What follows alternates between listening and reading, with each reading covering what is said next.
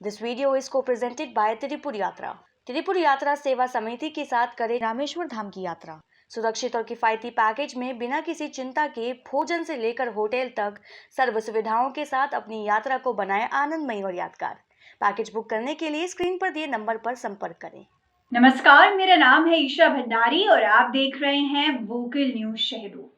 शहडोल जिले के कोयलांचल क्षेत्र दामिनी यूजी माइंस में पिछले कुछ दिनों से चल रहा किसानों का आंदोलन अधिकारियों के आश्वासन के बाद आखिरकार समाप्त हुआ।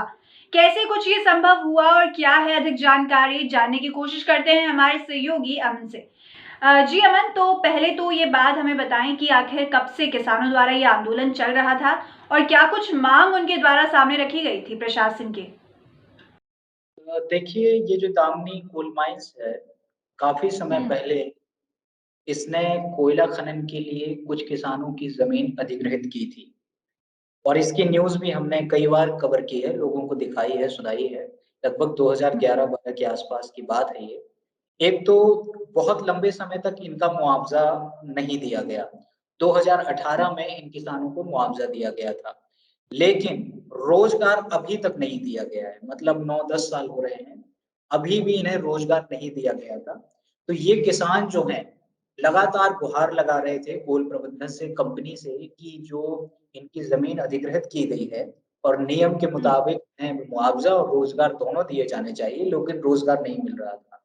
इसी को लेकर इन किसानों ने प्रदर्शन किया। 22 अक्टूबर को ये प्रदर्शन पर बैठे थे दामिनी कोल माइंस के मुख्य गेट पर और बहुत भारी जनसमर्थन इन्हें मिल रहा था। तो आसपास के गाँव से लोग जुड़ रहे थे, किसान जुड़ रहे थे और किसानों के हक की आवाज़ में अपनी आवाज़ मिला रहे थे।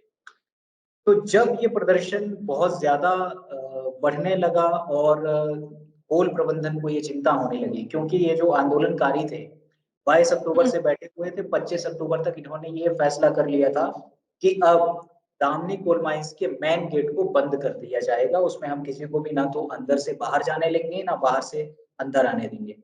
तो इस तरह की जब घोषणा की गई इन प्रदर्शनकारियों के द्वारा, तो प्रबंधन और जो पुलिस विभाग है, उस पर भी कुछ दबाव बना और एक के बाद एक अधिकारीगणों ने इलाके का दौरा किया, प्रदर्शनकारियों से बात की और लंबी बातचीत के बाद दोनों पक्षों में, प्रबंधन में और किसान जो आंदोलनकारी हैं, उनमें ये एक सहमति बनी कि 90 दिनों के भीतर इनकी जो माँगें हैं रोज़गार संबंधी वो पूरी कर ली जाएँ और अगर 90 दिनों के भीतर ये माँगें पूरी नहीं की जाती हैं, तो किसान फिर से आंदोलन करेंगे और बड़े स्वरूप में करेंगे। तो फिलहाल ये बातचीत का निष्कर्ष निकला है कि 90 दिनों का अल्टीमेटम दिया गया है और इसी बात पे किसान भी अपना आंदोलन वापस करने के लिए राज़ी हो गए हैं और फिलहाल आंदोलन रुक गया है। जी अमन, और अभी आपने कहा तो उसके साथ और क्या-क्या प्रॉमिसेस उनके द्वारा किए गए थे किसानों के लिए, और किसानों ने सिर्फ इतना कहा कि अगर ये कार्य पूरा नहीं होता है तो वो प्रदर्शन करेंगे वापस 90 दिनों के बाद।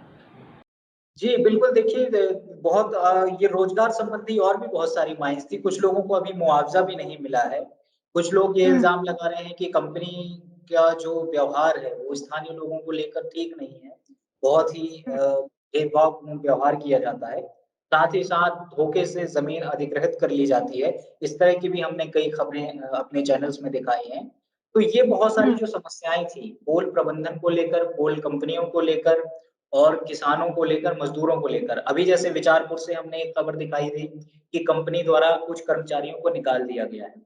तो इस तरह की जो मनमानियाँ की जाती हैं, कोल कंपनियों द्वारा, प्रबंधन द्वारा और लोगों को परेशान किया जाता है, किसानों को, श्रमिकों को, आम लोगों को, ये सारी शिकायतें इन्हीं को लेकर किसान आंदोलन कर रहे थे और 3 दिनों से आंदोलन पर बैठे हुए थे। लेकिन आखिरकार दोनों पक्षों में पुलिस की मौजूदगी में, शहडोल जिले के अपर कलेक्टर की मौजूदगी में, बिलासपुर से कुछ अधिकारी आए थे, जॉइंट मैनेजर और एडिशनल मैनेजर, ये सभी लोग उस मौके पर वहाँ मौजूद थे। किसानों से इन्होंने बातचीत की है और फिलहाल 90 दिनों के लिए ये हम कह सकते हैं कि आंदोलन रुक गया है। अगर 90 दिनों के भीतर कोल प्रबंधन कोई कार्यवाही नहीं करता है और इन किसानों को रोज़गार उपलब्ध नहीं कराता है, तो देखना होगा कि ये किसान किस तरह से आगे आंदोलन बढ़ाते हैं या कोई और दूसरे विकल्प के तौर पर कार्यवाही करते हैं। जी, बिल्कुल अमन। और अमन, यदि हम बात करें किसानों की, तो क्या कोयलांचल क्षेत्र से ही किसान थे या और भी कई क्षेत्र से किसान आए हुए थे? देखिए ये जो दामनी माइंस का पूरा इलाका है, ये सोहागपुर एरिया का है, कॉलरी की खदानें जहाँ पर हैं और इस इलाके में बहुत ज़्यादा कोयले के भंडार हैं। तो जो नई-नई कंपनियाँ हैं या जो इंजीनियर्स हैं, वो नई-नई जगह की तलाश करते रहते हैं, कहाँ पर कोयला उत्पादन ज़्यादा हो हुँ, सकता है। और फिर उन जगहों को हुँ, तलाश के अगर वो किसी निजी स्वामित्व में है, जैसे कि इस मामले में हुँ, हम देख रहे थे कि वो ज़मीनें किसानों के स्वामित्व में थी। तो किसानों से वो ज़मीन लेकर उसका अधिग्रहण करके उनके बदले में उन्हें मुआवज़ा दिया जाता है, रोज़गार दिया जाता है, लेकिन इस हुँ, केस में नहीं दिया गया था। तो यही समस्या थी और इसी को लेकर ये प्रदर्शन किया जा रहा था।